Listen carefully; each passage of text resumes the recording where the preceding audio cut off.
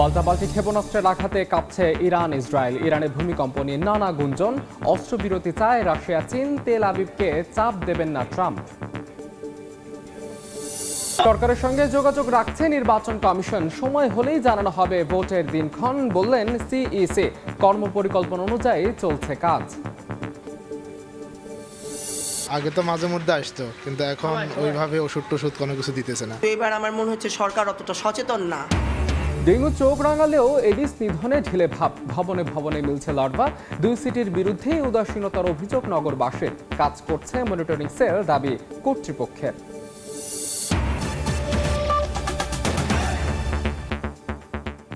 সময় সংবাদের সঙ্গে আছে আমি মাহাদ ইসলাম ধ্রুব। পাল্টাপাল্টি হামলায় কাঁপছে ইরান ও ইসরায়েল। ইরানের ক্ষেপণাস্ত্র উৎক্ষেপণ কেন্দ্র লক্ষ্য করে 15টি যুদ্ধ বিমান দিয়ে হামলা চালানোর দাবি করেছে ইসরায়েল। পাল্টা জবাবে হাইফায় ইরানি হামলায় আহত হন অন্তত 31 জন। সংঘাতের মধ্যে ইরানের সেম্মান শহরে 5.1 মাত্রার ভূমিকম্প অনুভূত হয়, যা নিয়ে শুরু হয়েছে নানা গুঞ্জন। পাল্টাপাল্টি হামলায় উত্তপ্ত ইরান ইসরায়েল সংঘাত। দুই দেশেই সমান্তরালে চলছে ক্ষমতা প্রদর্শনের লড়াই। ইসরায়েলি সামরিক বাহিনীর দাবি, শুক্রবার ভোরে ইরানের পশ্চিমাঞ্চলে ক্ষেপণাস্ত্র উৎক্ষেপণ কেন্দ্র লক্ষ্য করে একযোগে হামলা চালায় তারা। 15টি যুদ্ধবিমান অংশ নেয় এই অভিযানে। ব্যবহার হয় অন্তত 30টি অস্ত্র। পাল্টা প্রতিক্রিয়ায় ইরান ক্ষেপণাস্ত্র ছোড়ে ইসরায়েলের হাইফা শহরে। বিস্ফোরণে আহত হন অনেকে। একই দিন ইরানের রাষ্ট্রীয় টেলিভিশনে ইসরায়েলের উদ্দেশ্যে দেশটির রেভলিউশনারি গার্ড কর্পসের একটি ক্ষেপণাস্ত্র উৎক্ষেপণের ভিডিও প্রকাশ করা হয়। তেল আবিবের কাছে অবস্থিত ওয়েজম্যান ইনস্টিটিউট সহ একাধিক স্থাপনায় বিস্ফোরণ ঘটায় ইরানি ক্ষেপণাস্ত্র। সংঘাতের মধ্যে ইরানের উত্তরাঞ্চলের সেমনান শহরে 5.1 মাত্রার ভূমিকম্প অনুভূত হয়। শহরটির কাছে একটি মহাকাশ ও ক্ষেপণাস্ত্র কেন্দ্রের অবস্থান হওয়ায় তা উদ্বেগ সৃষ্টি করেছে। ভূতাত্ত্বিক ও রাজনৈতিক দুই দিক থেকেই অঞ্চলটি গুরুত্বপূর্ণ বলে দাবি গণমাধ্যমের। ইসরায়েলের প্রধানমন্ত্রী বিনিয়ামিন নেতানিয়াহু বলেন, লক্ষ্য অর্জনে যতদিন প্রয়োজন ইরানে হামলা চালিয়ে যাবে তার দেশ। তিনি দাবি করেন, শুধু ইসরায়েল নয়, বিশ্বের বহু দেশকেই বাঁচানোর লড়াই করছে তার দেশ। 20,000 ক্ষেপণাস্ত্র এবং একটি উন্মাদ শাসক গোষ্ঠীর পারমাণবিক বোমার হুমকি, এটা ইসরায়েলের অস্তিত্বের সংকট। যতদিন লাগবে ততদিন লড়ব।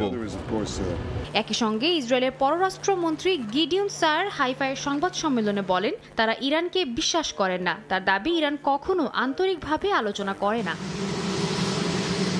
এদিকে মার্কিন প্রেসিডেন্ট ডোনাল্ড ট্রাম্প বলেছেন, যুদ্ধে ইসরায়েল এগিয়ে থাকায় তাদের উপর হামলা বন্ধে চাপ প্রয়োগ করা অনুচিত। তিনি বলেন, ইসরায়েল ভালো করছে, যুদ্ধে এগিয়ে আছে, তবে ইরান ততটা ভালো করছে না বলে মন্তব্য করেন তিনি। ইউরোপীয় কূটনীতিকদের পক্ষ থেকে যুদ্ধবিরতির আহ্বান এলেও ট্রাম্প জানান, আপাতত যুক্তরাষ্ট্র এমন কোনো চাপ দেবে না। একই সঙ্গে প্রেসিডেন্ট ট্রাম্প তার গোয়েন্দা সংস্থার মূল্যায়ন প্রত্যাখ্যান করেন। গোয়েন্দা প্রধান তুলসি গ্যাবার্ডের বরাতে বলা হয়, ইরান পারমাণবিক অস্ত্র তৈরি করছে এমন কোনো প্রমাণ মেলেনি, কিন্তু ট্রাম্প এই মূল্যায়নকে নাকচ করে দেন। এদিকে যুক্তরাষ্ট্র যুদ্ধে জড়াবে কিনা সে বিষয়ে সিদ্ধান্ত নেওয়ার আগেই ইরানকে 2 সপ্তাহের সময় দিয়েছেন মার্কিন প্রেসিডেন্ট ডোনাল্ড ট্রাম্প। এদিকে আন্তর্জাতিক পরমাণু সংস্থা IAEA জানায়, ইরানের নাতানজ পারমাণবিক কেন্দ্রে তেজস্ক্রিয় ও রাসায়নিক দূষণের ঝুঁকি তৈরি হয়েছে। সংস্থার মহাপরিচালক রাফায়েল গ্রোসি জানান, কেন্দ্রের ভেতরে ইউরেনিয়াম আইসোটোপ ছড়িয়ে পড়েছে, যা শ্বাস প্রশ্বাসের মাধ্যমে মারাত্মক স্বাস্থ্য ঝুঁকি তৈরি করতে পারে। সাদিয়া তাসনিম, সময় সংবাদ। ইরানের ওপর জোরপূর্বক যুদ্ধ চাপিয়ে দেওয়া হয়েছে বলে মন্তব্য করেছেন ইরানের পররাষ্ট্রমন্ত্রী আব্বাস আরাকচি। বলেন, আগ্রাসন বন্ধ করলেই কূটনীতিতে ফেরাতে প্রস্তুত তেহরান। জেনেভায় যুক্তরাজ্য, ফ্রান্স, জার্মানি ও ইউরোপীয় ইউনিয়নের পররাষ্ট্রমন্ত্রীদের সঙ্গে বৈঠকে কথা বলেন তিনি। এদিকে ইরান ইসরায়েল ইস্যুতে জাতিসংঘ নিরাপত্তা পরিষদের বৈঠকে ইরানে হামলা বন্ধ করবে না বলে জানিয়েছে ইসরায়েল। ইরানও সাফ জানিয়েছে, আত্মরক্ষায় পিছপা হবে না তারা। চীন, রাশিয়া সহ বিভিন্ন দেশ ইসরায়েলি হামলার নিন্দা জানিয়ে দ্রুত অস্ত্রবিরতির আহ্বান জানিয়েছে। ইরান ইসরায়েল ইস্যুতে জরুরি বৈঠক জাতিসংঘের নিরাপত্তা পরিষদে। বৈঠকে দুই দেশের প্রতি সতর্ক বার্তা দেন মহাসচিব আন্তোনিও গুতেরেস। বলেন, সংঘাতের বিস্তার হলে যে আগুন জ্বলবে তা কেউ নিয়ন্ত্রণ করতে পারবে না। বেসামরিক নাগরিক হত্যা ও অবকাঠামো ধ্বংস পরিস্থিতিকে পৌঁছে দিয়েছে ভয়াবহ পর্যায়ে। তাই শান্তির আহ্বান জানিয়ে সংঘাত বন্ধের তাগিদ দেন তিনি। The confrontation between Israel and Iran Israel ও ইরানের মধ্যে সংঘাত দ্রুতই ভয়াবহ মাত্রায় পৌঁছাচ্ছে। নিহত ও আহত হচ্ছে বেসামরিক মানুষ, ধ্বংস হচ্ছে ঘরবাড়ি, পাড়া মহল্লা ও নাগরিক অবকাঠামো। হামলা চালানো হচ্ছে পারমাণবিক স্থাপনাতেও। The world is watching. বৈঠকে ইসরায়েলের স্থায়ী প্রতিনিধি ড্যানি ড্যানন জানান, ইরানের পরমাণু হুমকি প্রতিহত না করা পর্যন্ত এ হামলা চলবে। জাতিসংঘে নিযুক্ত ইরানের রাষ্ট্রদূত আমির সাইদ ইরাওয়ানি বলেন, নিজেদের প্রতিরক্ষায় পিছপা হবে না ইরানও। চীনের প্রতিনিধি ফু কং বলেন, ইরানের পারমাণবিক স্থাপনায় ইসরায়েলের হামলা বিপজ্জনক নজির স্থাপন করেছে। ইসরায়েলের উচিত যত দ্রুত সম্ভব অস্ত্রবিরতি ঘোষণা করা। রাশিয়ার দূত ভাসিলি নেবেনজিয়া বলেন, তেল আবিব কূটনৈতিক প্রচেষ্টার প্রতি স্পষ্ট অবজ্ঞা দেখিয়েছে। তিনি বলেন, ইসরায়েল এমন এক সময় হামলা চালিয়েছে যখন যুক্তরাষ্ট্র ও ইরানের মধ্যে পরোক্ষ আলোচনা চলছিল। জাতিসংঘে নিযুক্ত ইরাকের প্রতিনিধির অভিযোগ, নিরাপত্তা পরিষদের বৈঠকের আগে ইসরায়েলের 50টি যুদ্ধবিমান তাদের আকাশসীমা লঙ্ঘন করেছে। এই বিমানগুলো বসরা, নাজাফ ও কারবালার পবিত্র স্থান অতিক্রম করে, যা আন্তর্জাতিক আইনের লঙ্ঘন। এদিকে জেনেভায় ইরানের সঙ্গে সরাসরি বৈঠকে বসে যুক্তরাজ্য, ফ্রান্স, জার্মানি ও ইউরোপীয় ইউনিয়ন। বৈঠকে ইরানের পররাষ্ট্রমন্ত্রী আব্বাস আরাকচি বলেন, ইরানের জনগণের ওপর অন্যায় যুদ্ধ চাপিয়ে দেওয়া হয়েছে। ইরানের ওপর যে কোনো অবকাঠামোগত হামলা হলে তার প্রতিক্রিয়া হবে মারাত্মক। ফরাসি পররাষ্ট্রমন্ত্রী জো নোয়েল ব্যারো জানান, ইরান আলোচনায় আগ্রহ দেখিয়েছে। সাদিয়া তাসনিম, সময় সংবাদ। ইসরায়েল আয়রন ডোম ও ডেভিড স্লিং এর মতো আধুনিক প্রতিরক্ষা ব্যবস্থা ভেদ করে লক্ষ্যে পৌঁছাচ্ছে ইরানের ক্ষেপণাস্ত্র। এক্ষেত্রে দেশটি ব্যবহার করছে সিজিল, হেভেইজে সহ আধুনিক ক্রুজ মিসাইল, তেহরানের অন্যতম হাতিয়ার হাইপারসনিক ক্ষেপণাস্ত্র। এতে দিশেহারা হয়ে পড়েছে দখলদার বাহিনী। দুই দেশের এই যুদ্ধে কি কি অস্ত্র ব্যবহার হচ্ছে তা নিয়ে আলোচনা চলছে আন্তর্জাতিক মহলে। পাল্টাপাল্টি সংঘাতে উত্তপ্ত ইরান ইসরায়েল। যুদ্ধক্ষেত্রে শক্তিমত্তার জানান দিতে পিছপা হচ্ছে না কেউই। অথচ সংঘাত শুরুর পর অনেকেই তাচ্ছিল্য করেছিল ইরানকে, প্রশ্ন তুলেছিল তাদের সক্ষমতা নিয়ে। কিন্তু সপ্তাহ পেরোতেই দৃশ্যপটই পাল্টে দিয়েছে আয়াতুল্লাহ খামেনির ইরান। দেশটির এমন সাফল্যে কি কি অস্ত্র ব্যবহার হচ্ছে এবং ইসরায়েলি আকাশ প্রতিরক্ষা ব্যবস্থা আয়রন ডোমকে ভেদ করে কিভাবে তাদের লক্ষ্যে আঘাত হানছে, এ নিয়ে চুলচেরা বিশ্লেষণ চলছে আন্তর্জাতিক মহলে। মার্কিন গোয়েন্দা সংস্থার মতে, ইরান মধ্যপ্রাচ্যের সবচেয়ে বড় ও বৈচিত্র্যময় ব্যালিস্টিক ক্ষেপণাস্ত্রের ভান্ডার গড়ে তুলেছে। ইসরায়েলের সঙ্গে চলমান সংঘাত শুরুর আগে ইরানের কাছে ব্যালিস্টিক ক্ষেপণাস্ত্রের সংখ্যা ছিল প্রায় 3000। এর মধ্যে রয়েছে স্বল্প, মধ্য ও দূরপাল্লার ক্ষেপণাস্ত্র। এছাড়া হাইপারসনিক প্রযুক্তির ক্ষেপণাস্ত্র রয়েছে বলেও জানায় তারা। ইসরায়েলের হামলার পর দেশটিতে অপারেশন ট্রু প্রমিস 3-তে প্রথমবারের মতো দূরপাল্লার অত্যাধুনিক সিজিল ক্ষেপণাস্ত্র নিক্ষেপের দাবি করে ইরান। সিজিল ক্ষেপণাস্ত্রের অন্যতম বৈশিষ্ট্য হলো এর কঠিন জ্বালানি ব্যবহার। এই প্রযুক্তির কারণে এটিকে খুব অল্প সময়ের মধ্যে উৎক্ষেপণ করা সম্ভব হয়, ফলে যুদ্ধ পরিস্থিতিতে এটি তাৎক্ষণিক প্রতিক্রিয়ায় সক্ষম। ইরানের কর্মকর্তারা জানান, সিজিল ক্ষেপণাস্ত্রের পাল্লা প্রায় 2000 থেকে 2500 কিলোমিটার, যা ইসরায়েল, উপসাগরীয় দেশ, এমনকি ইউরোপের কিছু অংশে পর্যন্ত পৌঁছাতে সক্ষম। এছাড়া ইরানের অস্ত্রভান্ডারে রয়েছে হোভেইজে সহ বিভিন্ন ধরনের ক্রুজ ক্ষেপণাস্ত্র। ইসরায়েলের বিরুদ্ধে চলমান হামলায় এ ধরনের ক্ষেপণাস্ত্র ব্যবহার করেছে দেশটি। আল জাজিরার বিশ্লেষক গ্যাটোপোলোস বলেন, ইরানের হাতে এখন হাইপারসনিক ক্ষেপণাস্ত্র রয়েছে, যা ক্রমাগত উন্নত ও পরিণত ব্যালিস্টিক ক্ষেপণাস্ত্র প্রতিরক্ষা ব্যবস্থারই প্রত্যক্ষ ফলাফল। হাইপারসনিক ক্ষেপণাস্ত্রগুলো র্যাডারে ধরা পড়লেও প্রতিহত করা কঠিন বলেও জানান তিনি। কিছু হাইপারসনিক ক্ষেপণাস্ত্রের সঙ্গে হাইপারসনিক গ্লাইড ভেহিকেল HGV সংযুক্ত থাকে। এটি একটি যুদ্ধাস্ত্র যা শব্দের চেয়ে 5 গুণ দ্রুত গতিতে উড়তে ও দিক পরিবর্তন করতে সক্ষম। মৌসুমীর সাথী, সময় সংবাদ। এদিকে সরকারের সহযোগিতা ছাড়া নির্বাচন আয়োজন সম্ভব নয় বলে উল্লেখ করেছেন প্রধান নির্বাচন কমিশনার AMM নাসির উদ্দিন। জানিয়েছেন, সরকারের সঙ্গে ফরমাল ইনফরমাল আলোচনা চলছে। বলেন, ভোটের দিনক্ষণ যথাসময়ে জানানো হবে। সকালে রাজধানীর আগারগাঁওয়ে নির্বাচন ভবনে নির্বাচনী আইন ও বিধি সংক্রান্ত দিনব্যাপী প্রশিক্ষণ কর্মসূচি উদ্বোধনের শেষে সাংবাদিকদের প্রশ্নের জবাবে একথা বলেন তিনি। সিইসি বলেন, সময় এলেই সরকারের সঙ্গে আলোচনা হবে নির্বাচন নিয়ে। প্রধান নির্বাচন কমিশনার বলেন, কর্মপরিকল্পনা অনুযায়ী কার্যক্রম চলছে, প্রয়োজনে কর্মপরিকল্পনা পরিবর্তনও করা হবে। যতই আপনি স্বাধীন বলেন না কেন ইসিকে, সরকার ছাড়া নির্বাচন করা সম্ভব, কারণ সরকারের সহযোগিতা নিয়েই তো আমাকে নির্বাচনটা করতে হবে। আমাকে আইনশৃঙ্খলা বাহিনীর সাহায্য নিতে হবে, সরকারি অফিসারদের সাহায্য নিতে হবে, প্রশাসনের সহযোগিতা নিতে হবে। সুতরাং সরকার এখানে মুখ্য একটা ভূমিকা রাখবে তো ইলেকশনের মধ্যে। এটা ছাড়া তো সম্ভব না। ইলেকশনের ব্যাপারে যদি তারিখের ব্যাপারে যদি বলতে চান, যদি ডেটের ব্যাপারে, এটা আপনারা যথাসময়ে জানতে পারবেন। সময় সংবাদে আরো থাকছে। ডাকসু নির্বাচন নিয়ে দ্বিমুখী অবস্থান, দ্রুত তফসিল চায় গণতান্ত্রিক ছাত্র সংসদ ও ছাত্র শিবির। ভোটের পরিবেশ নেই দাবি ছাত্র দলের। লেভেল প্লেইং ফিল্ড নিশ্চিতের আশ্বাস প্রশাসনের। ঢাকার 2 সিটি কর্পোরেশনের বহুতল ভবনে মিলেছে এডিসের লার্ভা। কয়েকদিনের ভারী বৃষ্টিতে ভয়াবহ হচ্ছে ডেঙ্গু পরিস্থিতি। এজন্য নগর কর্তৃপক্ষের উদাসীনতাকে দুষছেন নগরবাসী। যদিও কর্তৃপক্ষের দাবি মশক নিধনে ওয়ার্ড পর্যায়ে কাজ করছে মনিটরিং সেল। ডেঙ্গুর বিস্তার রোধে রয়েছে বিটিআই লার্ভিসাইড প্রয়োগের চিন্তাও। বিশেষজ্ঞরা বলছেন ডেঙ্গু মোকাবেলায় জরুরি ভিত্তিতে র্যাপিড ক্রাশ প্রোগ্রাম চালু করা উচিত। আবু সাইদ নিশানের রিপোর্ট। শখের ছাদ বাগানে ডেঙ্গুর প্রজনন ক্ষেত্র। টবে জমে থাকা পানি, প্লাস্টিক ড্রাম কিংবা অব্যবহৃত পাত্রে ভয়ঙ্কর এডিস মশার বিস্তার। ঢাকার 2 সিটি কর্পোরেশনের এমন অনেক বহুতল ভবনে মিলেছে ডেঙ্গুর বাহক এডিসের লার্ভা। এবার বর্ষার আগেই ডেঙ্গুর চোখ রাঙানিতে বেড়েছে আতঙ্ক। নগরবাসী বলছেন সরকারি উদ্যোগ চোখে পড়ছে না তাদের। এছাড়া সচেতন নন সাধারণ মানুষও। আগে তো মাঝে মধ্যে আসতো, কিন্তু এখন ওইভাবে ওষুধ কোনো কিছু দিতেছে না। ওষুধ না ব্যবহার করে না দেয়, সেক্ষেত্রে তো মানুষ অসুস্থ হয়ে যাবে। বাসার আশেপাশে আনাচে অনেক পানি জমা আছে। রাস্তাঘাট পরিষ্কার রাখা, তারপর হচ্ছে বাড়ির আনাচে কানাচেগুলো পরিষ্কার রাখা। তো এটা আর কি নাগরিক হিসেবে আর কি এটা আমাদেরও একটা দায়িত্ব। ডেঙ্গু চারিদিকে এবার হচ্ছে জানতে পারতেছি, কিন্তু এবার আমার মনে হচ্ছে সরকার অতটা সচেতন না। গত বছর দেখছি অনেকবার আমাদের এখানে আসছে, বলছে পানি পরিষ্কার করেন, বাড়িঘর ক্লিন করেন। সবাই যদি পরিষ্কার পরিচ্ছন্নতা থাকে তাহলে ডেঙ্গু হবে না। যদিও নগর কর্তৃপক্ষের দাবি মশক নিধনে ওয়ার্ড পর্যায়ে গঠন করা হয়েছে মনিটরিং সেল। ডেঙ্গুর বিস্তার রোধে বিটিআই লার্ভিসাইড প্রয়োগের চিন্তা করছে উত্তর সিটি কর্পোরেশন। দক্ষিণের প্রশাসকের কণ্ঠেও একই সুর। 25টা ওয়ার্ডকে সিলেক্ট করেছি হটস্পট হিসাবে। সেগুলো হচ্ছে প্রিভিয়াস ডেটা এবং পেশেন্টের সংখ্যা দিয়ে। এই 25টা ওয়ার্ডে 34টা টিম কাজ করবে এবং প্রতিটা টিমে 15 জন করে সদস্য থাকবে।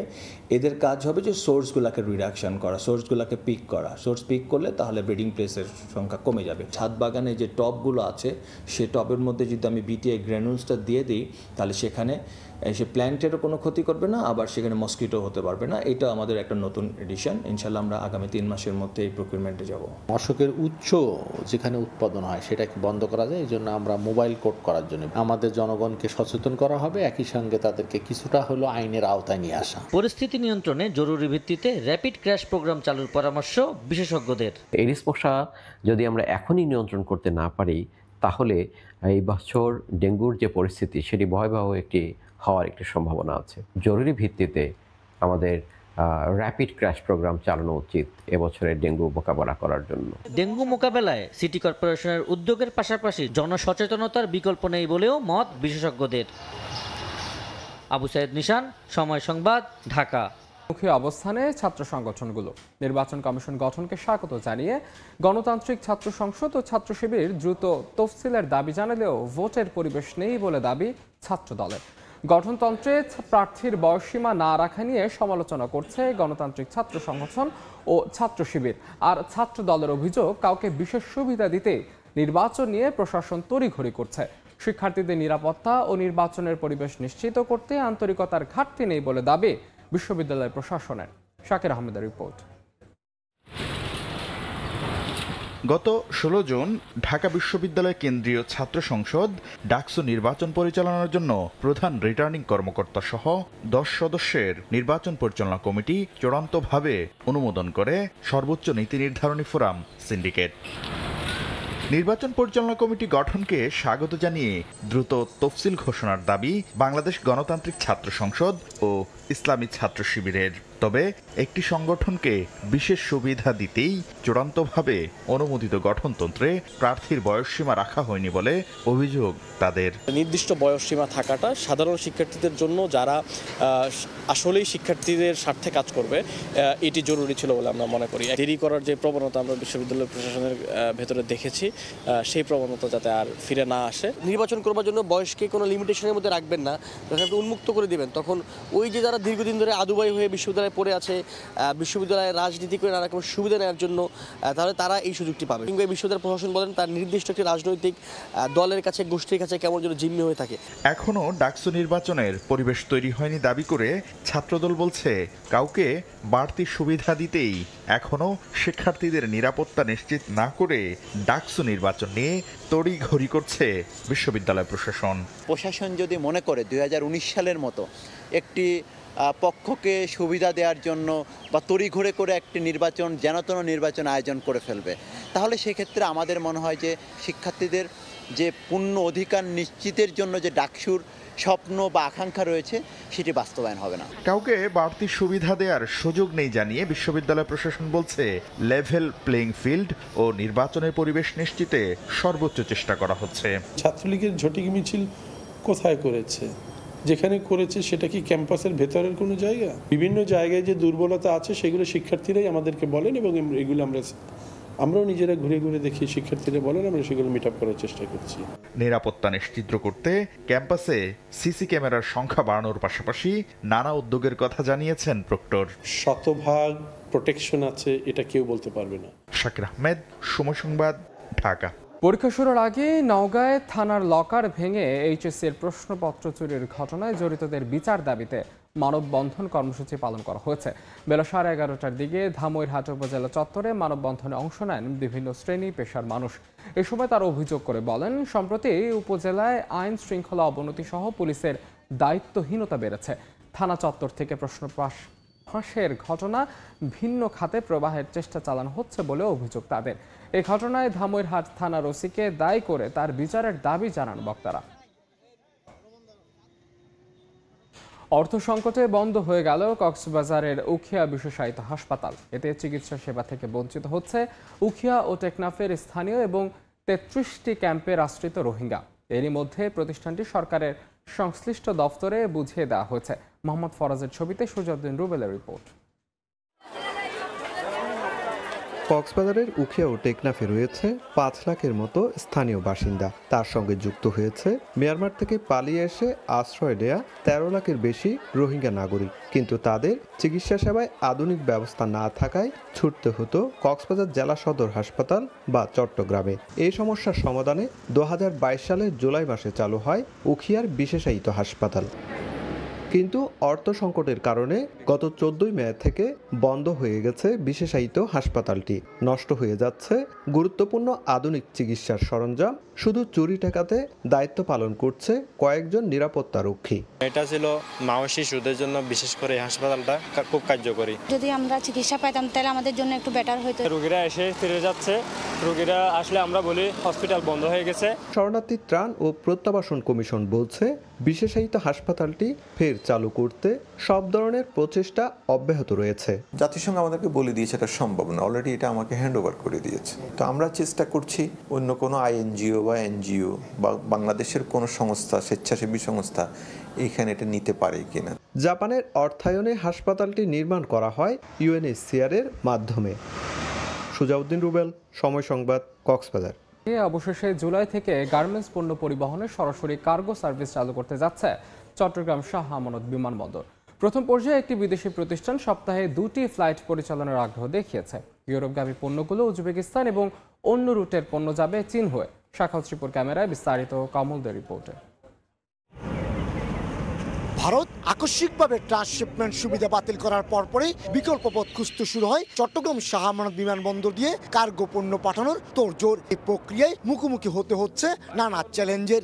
RA3 যে সিকিউরিটি ফ্যাসিলিটিসগুলো রাখা দরকার, সেই ফ্যাসিলিটিসগুলো এনশিওর করার জন্য যে প্রস্তুতি প্রয়োজন আমাদের, সেটাই আমরা আমাদের কাজটা চলমান রয়েছে। দেশের অর্থনীতিকে গতিশীল রাখতে শাহ আমানত বিমানবন্দর কর্তৃপক্ষ নিজেরাই কার্গো সার্ভিস চালু করতে নানা পক্ষের সঙ্গে আলোচনা শুরু করে। এর মধ্যে সপ্তাহে 2টি কার্গো বিমান পরিচালনার মাধ্যমে বাংলাদেশি কার্গো পরিবহনে রাজি হয় চট্টগ্রাম ইপিজেড এবং কোরিয়ান ইপিজেডে সবচেয়ে বড় বিনিয়োগকারী একটি প্রতিষ্ঠান। উজবেকিস্তানে নিবে, ওখান থেকে বাই রোডে তারা ইউরোপ নিবে, আর চায়নার কোনো জায়গায় তারা নিয়ে যাবে এইসব ছোট ছোট মাদার সাইজের বিমানে। চট্টগ্রাম নগরীতে 2টি বিশাল ইপিজেডের পাশাপাশি 250-এর বেশি গার্মেন্টস কারখানা থাকলেও জরুরি এয়ার শিপমেন্টের ক্ষেত্রে রাজধানী ঢাকায় ছিল ভরসা। শাহ আমানত বিমানবন্দরে কার্গো সার্ভিস চালু হওয়াকে বিশেষ মাইলফলক হিসেবেই দেখছেন তৈরি পোশাক খাতের ব্যবসায়ী নেতারা। যথাযথ ব্যবস্থা নেওয়া হলে ইউরোপ এবং মধ্যপ্রাচ্যের বিভিন্ন দেশে সবজি ও ফল রপ্তানিতে গুরুত্বপূর্ণ ভূমিকা রাখতে পারে এই চট্টগ্রাম শাহ আমানত বিমানবন্দর। অবশ্য 2005 সাল থেকে এয়ার এমিরেটস এবং ইত্তেহাদ চট্টগ্রাম শাহ আমানত বিমানবন্দরে কার্গো ফ্লাইট পরিচালনা করে আসলো। করোনা লকডাউনের সময় 2021 সালে তা বন্ধ হয়ে যায়। কমল দে, সময় সংবাদ, চট্টগ্রাম। দেশের বাইরের খবর। গাজাবাসীদের প্রতি সহমর্মিতা প্রদর্শনে যুক্তরাজ্যের এক সামরিক বিমান ঘাঁটির 2টি বিমান নষ্ট করেছে ফিলিস্তিনপন্থী কর্মীরা। এদিকে যুক্তরাষ্ট্রের অভিবাসন বিভাগের হেফাজত থেকে মুক্তি পেয়েছেন ফিলিস্তিনপন্থী কর্মী মাহমুদ খলিল। এর মধ্যে গাজায় ইসরায়েলি হামলায় একদিনে নিহত হয়েছেন 82 ফিলিস্তিনি। ইরানের সঙ্গে সংঘাত চললেও গাজায় থেমেনি ইসরায়েলি আগ্রাসন। শুক্রবার গাজার কেন্দ্রীয় ও দক্ষিণাঞ্চলে হামলা চালায় ইসরায়েলি সেনারা। এতে শতাধিক মানুষ নিহত হন, যাদের মধ্যে অনেকেই ত্রাণ সংগ্রহ করতে গিয়ে আক্রমণের শিকার হয়েছেন। ইউনিসেফ জানায় ইসরায়েলি হামলায় আহত 13 বছর বয়সী আবেদ আল রহমান মারা গেছে। আগেই হাসপাতালের বিছানায় শুয়ে শিশুটি ইউনিসেফের ভিডিওতে বলেছিল সে কিভাবে সহায়তা নিতে গিয়ে গুলিবিদ্ধ হয়। এদিকে নিউ ইয়র্কের একটি আদালত আদেশ দিয়েছেন অবৈধ অভিবাসনের দায়ে গ্রেফতার হওয়া মাহমুদ খলিলকে মুক্তি দিতে হবে। গাজায় যুদ্ধের বিরুদ্ধে আন্দোলনে সক্রিয় ছিলেন বলে মার্চে গ্রেফতার হয়েছিলেন কলম্বিয়া বিশ্ববিদ্যালয়ের শিক্ষার্থী। এরপর ট্রাম্প প্রশাসনের বিরুদ্ধে রাজনৈতিক হয়রানির অভিযোগ তোলে অধিকার সংস্থাগুলো। খলিল বলেন তাকে শাস্তি দেওয়া হচ্ছে শুধুমাত্র মত প্রকাশের স্বাধীনতার জন্য। একই সঙ্গে যুক্তরাজ্যের সামরিক ঘাঁটিতে তৎপরতার দাবি জানিয়েছে ফিলিস্তিনপন্থী একটি সংস্থা। প্যালেস্টাইন অ্যাকশন নামের এক গ্রুপের সদস্যরা বিদ্যুৎ চালিত স্কুটারেই ঢুকে পড়েন ঘাঁটিতে। 2 বিওয়াজার জেট বিমানের টারবাইন ইঞ্জিনে অগ্নি নির্বাপক যন্ত্র দিয়ে ছিটিয়ে দেন লাল রং। তাদের দাবি, যুক্তরাজ্য প্রকাশ্যে নিন্দা জানালেও গোপনে যুদ্ধ তৎপরতায় সহায়তা দিচ্ছে। ইসরায়েলি ও মার্কিন বিমানকে দেশটি সাইপ্রাস ঘাঁটি থেকে জ্বালানি সরবরাহ করছে বলে দাবি করে তারা। দেশটির প্রতিরক্ষা মন্ত্রণালয় ঘটনাটি নিশ্চিত করে বলেছে এটি রয়্যাল এয়ারফোর্সের সম্পদের বিরুদ্ধে বর্বরতা। প্রধানমন্ত্রী কিয়ের স্টারমার এটিকে লজ্জাজনক বলে আখ্যা দেন। ঘটনার পরই ঘাঁটির নিরাপত্তা ব্যবস্থা পর্যালোচনা শুরু করেছে সরকার। রং ছিটানো হলেও বিমান চলাচলে কোনো বিঘ্ন ঘটেনি। সাদিয়া তাসনিম, সময় সংবাদ। এই মুহূর্তে গল ইন্টারন্যাশনাল ক্রিকেট স্টেডিয়ামে আছেন রিপোর্টার তারেক হাসান শিমুল। সবশেষ খবর জানতে সরাসরি যাচ্ছে তার কাছে। তারেক, আজকে সারাদিনই আসলে বৃষ্টি হওয়ার একটা পূর্বাভাস রয়েছে। এখন কিন্তু বৃষ্টি শুরু হয়ে গেছে, একেবারে আমি মাত্রই শুরু করলাম, একদম অঝোরে বৃষ্টি শুরু হয়েছে। আপনি দেখতে পাচ্ছেন আমি ভিজে যাচ্ছি, আসলে দর্শক দেখতে পাচ্ছেন। আমি যদি একটু আবহাওয়াটা দেখাই এখানে আসলে কি বৃষ্টির মানে প্রকোপটা যদি এখানে দেখায়, আসলে যেভাবে বৃষ্টি এখন শুরু হয়েছে তাতে মনে হয় না যে আসলে বাংলাদেশের পক্ষে অথবা এই ম্যাচটা আসলে মানে মাঠে গড়ানোর সম্ভাবনা রয়েছে শেষ পর্যন্ত। তবে যদি একটু ম্যাচ নিয়ে বলি তাহলে কিন্তু বলতে হয় যে আজকে আসলে যেভাবে বাংলাদেশ দল শুরু করেছিল, কিন্তু সেই জায়গা থেকে আসলে বলতে হয় যে সেভাবে কিন্তু শুরু করার কথা নয়। কারণ হচ্ছে বাংলাদেশ দলের কিন্তু সামনে একটা দারুণ সুযোগ তৈরি হয়েছিল এবং শান্ত এবং মুশফিক দুজন মিলেই কিন্তু আসলে এই সুযোগটা তৈরি করেছেন, কিন্তু তারা শেষ পর্যন্ত সেটাকে আসলে বলতে হয় হেলায় ফেলেছেন। কারণ মুশফিকুর রহিম তিনি 31 রান থেকে 49 রানে যখন আউট হন, সেখান থেকে প্রত্যেকটা রানে নিয়েছেন সিঙ্গেলের উপর। যেহেতু একটা দারুণ সুযোগ তৈরি হয়েছে এই সেশন, যেটা বাংলাদেশের সামনে ছিল লাঞ্চের আগ পর্যন্ত, একটু যদি দ্রুত খেলতেন সেক্ষেত্রে কিন্তু বাংলাদেশের জন্য একটা দারুণ সম্ভাবনা থাকতো। 300 কিংবা তার আশেপাশে একটা স্কোর যদি শ্রীলঙ্কাকে আসলে দিয়ে দেওয়া যেত 2 সেশনের জন্য, সেই জায়গায় বাংলাদেশের চান্স নিতে পারত। তবে তারা স্লো খেলার কারণে মনে হয় না, আর এখন যেহেতু আবহাওয়ার এই পরিস্থিতি তাতে মনে হচ্ছে না আর গল টেস্ট মাঠে গড়াবে। তো আমার কাছে এই ছিল সবশেষ খবর। গল টেস্টের সবশেষ খবর জানাচ্ছিলেন সহকর্মী তারেক হাসান শিমুল। এ পর্যায়ে শীর্ষ সংবাদগুলো জানিয়ে দিচ্ছে আরেকবার।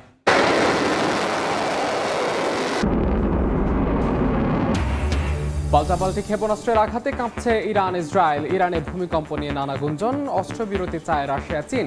তেল আবিবকে চাপ দেবেন না ট্রাম্প। এবং সরকারের সঙ্গে যোগাযোগ রাখছে নির্বাচন কমিশন। সময় হলেই জানানো হবে ভোটের দিনক্ষণ, বললেন সিইসি। কর্মপরিকল্পনা অনুযায়ী চলছে কাজ।